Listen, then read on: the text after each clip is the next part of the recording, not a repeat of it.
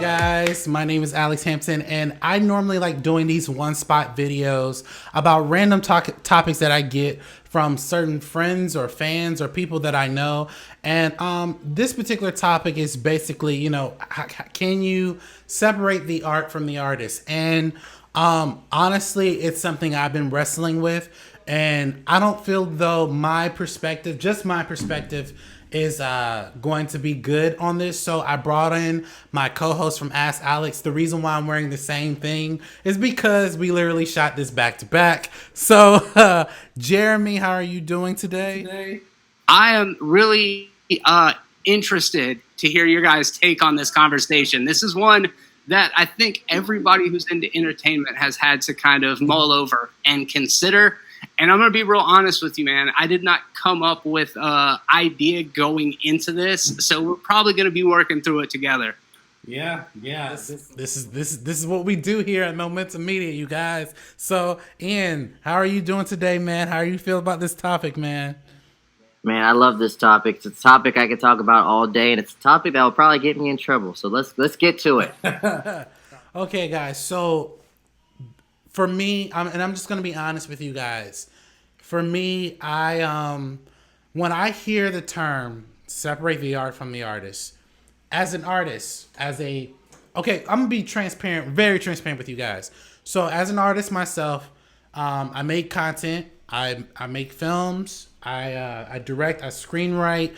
I do music from time to time. I DJ. I'm learning how to really like sing and rap and all that other stuff. So I would say I'm trying to well-round myself in the culture of being an artist. I love storytelling from a camera's perspective. I love being on camera. I love talking about that stuff. Now, as an artist, my art, this is just how I feel, and I can't speak for anyone on my panel, but this is just how I feel. As an artist, I feel my art is not a full depiction of who I am as a person. You're only getting a piece of me. That's more so of my creative side. But you don't know me as a individual. Like I've actually hung out with Jeremy. He's been to some of my work Christmas parties. I've met his wife. We went to the Black Panther premiere. He was at the Infinity War premiere. So I have a good idea of who Jeremy is. He has a good idea of who I am, and we talk off camera all the time. So he knows me more than just the creative side of me, and vice versa. Same with Ian. Me and Ian just started getting close and knowing each other. I know him as a person and how straightforward and really cool he is as a person, plus his creative side as well. So when you see our art showcased on the internet, you don't know us just by our art. You just know us by what you see. You don't really know us. I say that to say I love the Cosby Show. Bill Cosby, for an example. I love the Cosby Show. I said earlier on my show, Ask Alex, I didn't have a lot of black superheroes to look up to, but the Cosby Show and shows like Fresh Prince and shows like Martin, those shows I love because we saw black people who were straightforward people who didn't have baby mamas, who wasn't about that crazy stereotypical life and had a really good life. But I understand as an adult that Dr. Huxtable and Bill Cosby are two different people. They're two different people. One's an actual fictional character. The one is an actual real person. Now, granted, and I'm not saying this so I can get canceled or anybody else to get canceled, the Cosby Show inspired a lot of black people to do those professional jobs like like the Cosby Show, right? Dr. Huxtable was a doctor. His wife was a lawyer. His kids all went to college. His kids all got married. None of them were like strung out on drugs or anything like that. That show then spinned off to a different world. In my community, I didn't see that many black people go to college. I went to college. Granted, it was an experience for me, but the reason why I went to college was because of shows like that. Even seeing stuff like the Fresh Prince of Bel-Air, being a very fun, creative individual as a black person, that I never saw that growing up aside from shows like that and being a young adult. So when I look at that stuff, although Will Smith was a great character, it's funny because he played himself in The Fresh Prince of Bel-Air. Will Smith in The Fresh Prince of Bel-Air is very different than Will Smith as a person that we know, that we don't know, excuse me. So can you separate the art from the artist? In some cases, I think it's case by case. Yes, you can. I can watch The Cosby Show without cringing because I understand the underlying meaning behind it. Versus, Bill Cosby got convicted of these. He's convicted, so I don't have to say alleged, but he did some shitty things to a lot of women. And as a man, I have a daughter, I have a wife. I would not want any man to do that to my wife or daughter. R. Kelly made a lot of hits. But now that I'm an adult and I realize that maybe those hits had a lot of underlying meanings about the girls that he was doing some really negative and bad things to, I don't listen to his music, and as a DJ, I don't play his music. Now, here's the thing. Again, this is not me condemning anybody who still likes R. Kelly's music and all. That's great. That's something for you. For me, like I said, it's case by case. Now, again, with the whole R. Kelly situation, I didn't know there was a tape until Surviving R. Kelly. That's being honest with y'all. I wasn't even about that. Like, I didn't know there was a tape. When I found out there was a tape, I'm done. But there's something to be said about, hey, can you separate the art from the artist? It's possible. It's definitely possible. My last and final point, John Lasseter, who was at Disney, he had got into some sexual allegations at Disney. He was one of the guys who created like the Toy Stories and all the different animated stuff. And Disney found out what he was doing. They did an investigation. He got fired. And now I believe John Lasseter is at Skydance, doing their animation stuff.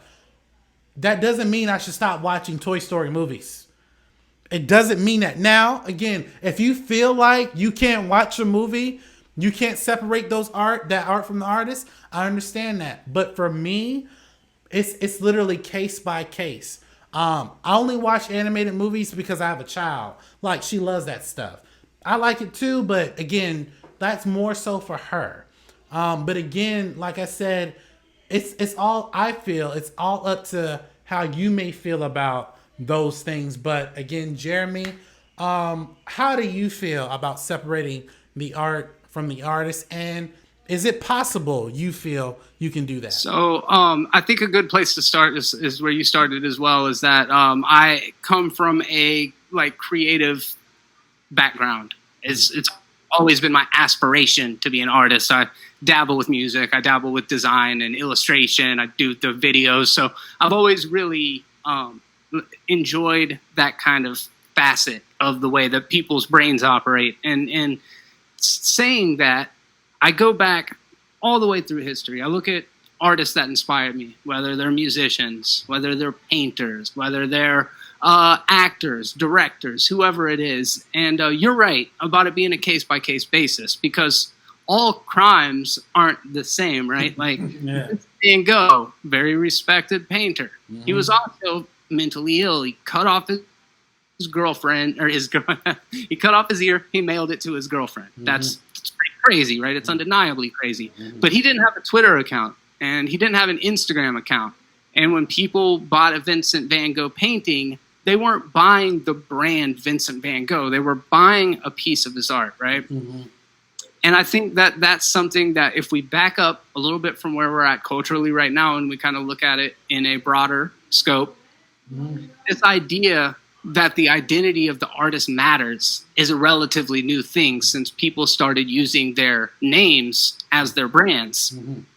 Before that, it was we could go down the list of specific people, but it didn't really matter because there weren't tabloid newspapers and gossip magazines and websites that were dishing on racist tweets that Leonardo da Vinci made 20 years ago or whatever before he made the Mona Lisa, Mm-hmm. So I personally subscribe to the idea that the art and the artist, while they are inextricably linked, the artist never had any value to me. I don't need the artist. I just need the art. I don't give a fuck about the artist behind the art, right? I look at a movie like Rosemary's Baby, right? It was directed by Roman Polanski. Chinatown, directed by Roman Polanski.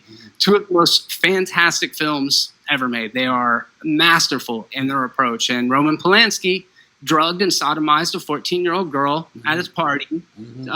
The allegations say that Jack Nicholson was there. He was aware, all of these kind of things. And, is that morally reprehensible? Of course it is. If you decide that you don't want to support Roman Polanski and you don't go see his movie, it's fine with me. I don't care. But Roman Polanski directed Rosemary's Baby.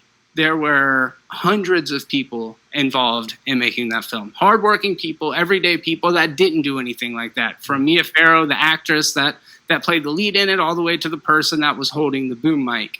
So are we going to reduce this big, massive group effort to the person that directed it? Are we going to deprive thousands of people money to make a point that we don't like this one person? Is that moral? Is that ethical?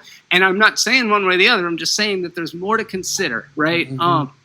With R. Kelly, it's funny. Who would have thought the guy that produced the song "Age Ain't Nothing But a Number" would like to have sex with underage girls? But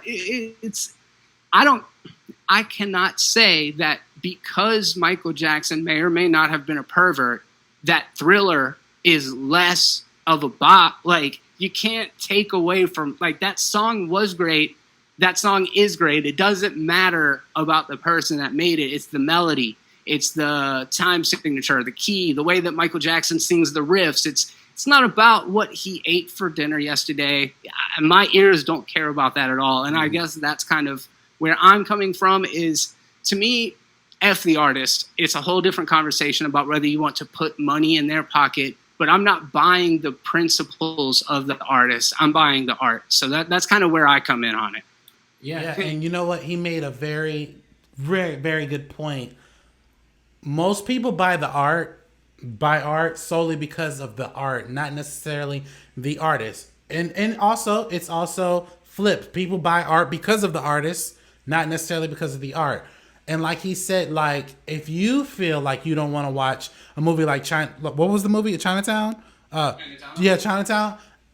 We understand that point. I'm not about condemning anyone. Like prime example, there's certain movies that I don't watch because certain people were involved. I get it. And I have to use the word allegedly because we don't know if these things are actually true that some of these people have done. But at the same time, like Jeremy said, a lot of people buy the art for the art. And also, let me just point out before I pass it to Ian, there are artists before there were Twitter and Instagram, like Jeremy alluded to, that have done some crazy, dumb shit.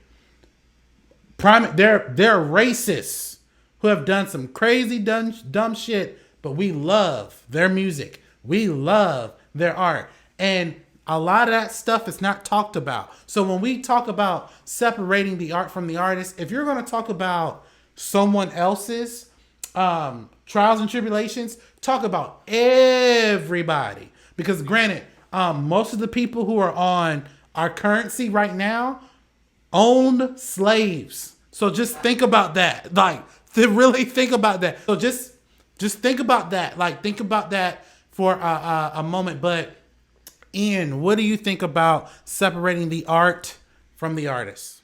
Oh man, both of you are a bunch of hypocrites. I'm just kidding. I'm glad you, I'm glad you brought up actually the founding fathers, because that was going to be one of my first points. I wanted to talk about Thomas Jefferson real quick. One of our founding fathers who signed the Declaration of Independence.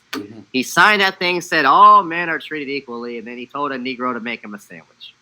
And then he had sex with a lot of them and had a lot of kids. And now you guys are here. And now, yeah, thanks, Grandpa.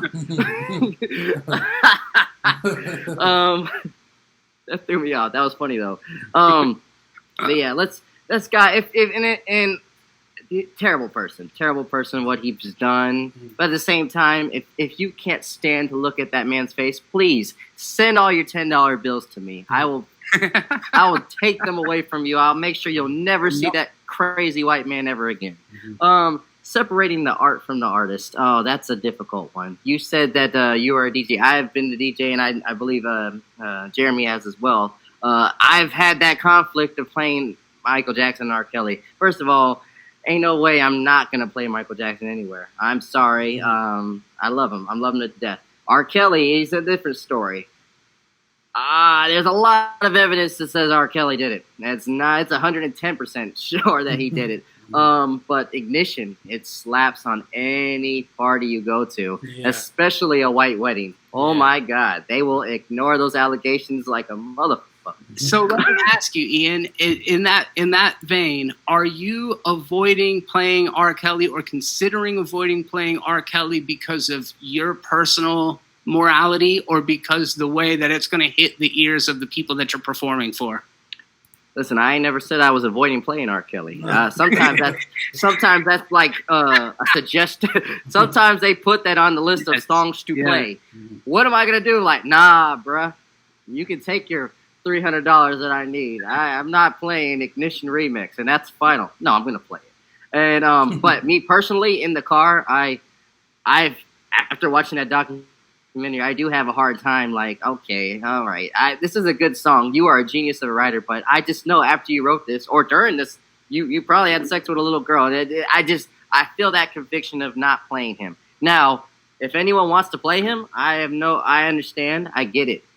I'm a fan, like I said, of his art. I do agree with what you said about not Phil Huxtable, but Bill Huxtable. Yes, I did look up to him as somebody growing up. I didn't have a father, and I thought that his morals was something that guided me to making sure I wasn't going to do the wrong thing in school or in the streets or whatever. So, but he's the worst person on the planet from what we're hearing. But no, I'm never going to say like, because everybody listen to how I'm saying this, because I'm not justifying anything that anybody has done. If anybody had a camera in your whole life, all of us would be canceled. All of us would be canceled. Whether there's levels to it, that's a different subject. But we would all be canceled. We would all be like the worst person in the world. Louis C.K., for example. Louis C.K., in my opinion, is not on the level of R. Kelly or Bill Cosby when it comes to his accusations. He's a weirdo, but come on, He's not a terrible person. He's not putting people in their dungeons and forcing them to do stuff. So there's always levels to the things, and it comes down to your personal integrity. It comes down to your personal opinions on that. So I'm never going to say, hey, don't listen to somebody, or hey, you should listen to somebody. But my personal opinion, like, if it motivates me and it touches my soul, I'm going to vibe with it. And like I said about the levels things too, we got a guy like Bill Cosby. He raped women for longer than all of us has been born. Yeah. Decades, since the moon landing. But then we also have a president that's pretty much rewarded for the things that he's done in his life. And he's got accusations as far as Bill Cosby. So, it's people's mindset. In my opinion, Trump is up there with Bill Cosby. I don't think he should be seeing the light of day with his accusations that are tone deaf to other people. But, some people choose to see and believe what they want to see. And at the end of the day, like I call both of you guys hypocrites. We are. I am one too. We are biased to what we love and and our perception of life. So that's why I can't really give a full answer on this. But at the same time, I enjoy both of your answers because I agree with them. Yeah, I think that's really, really a good point, is that you can definitely see both sides of the argument. I think that's important for anybody. And coming down really hard on one side or the other might not be the most intellectual approach to it. Maybe you can put yourself in the shoes of both people. I do want to say that, like, your Donald Trumps, your world leaders, politicians are not entertainers. Well, they shouldn't be. Historically, they're not, right? Now it's questionable that we hire reality TV show hosts, but you got to hold your leaders to a higher standard than your comedians, for fuck's sake, right? Yeah.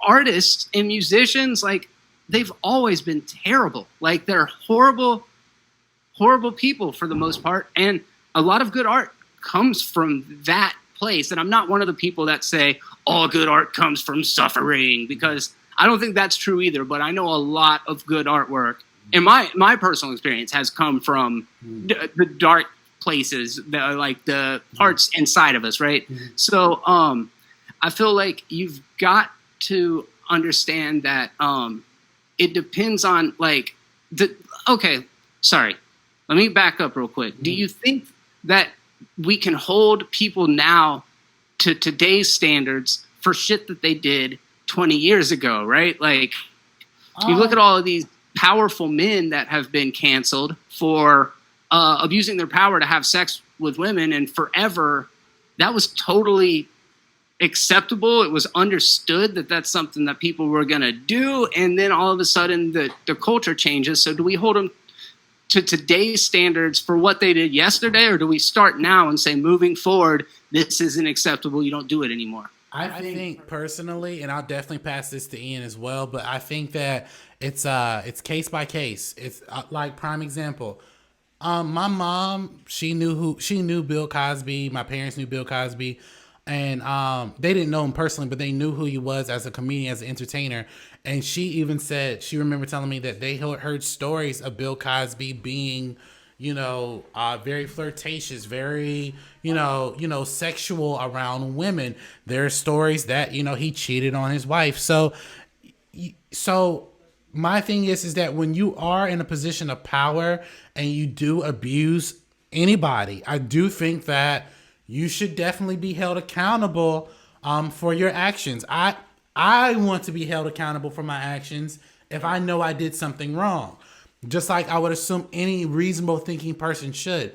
Now, if you want to talk about like Kevin Hart said something negative about a certain community and now he's not hosting the Oscars, okay, I think that is stupid. I do. Like, they tried to cancel Dave Chappelle. I loved Sticks and Stones. I may not have agreed with everything, but I loved it. And again, Dave Chappelle even says in the freaking special, you guys clicked on my face. So you know that I'm about to say some things that you're not going to agree with. Dave Chappelle has been at shows and said, I'm about to say some things that you don't like. I don't really give a fuck.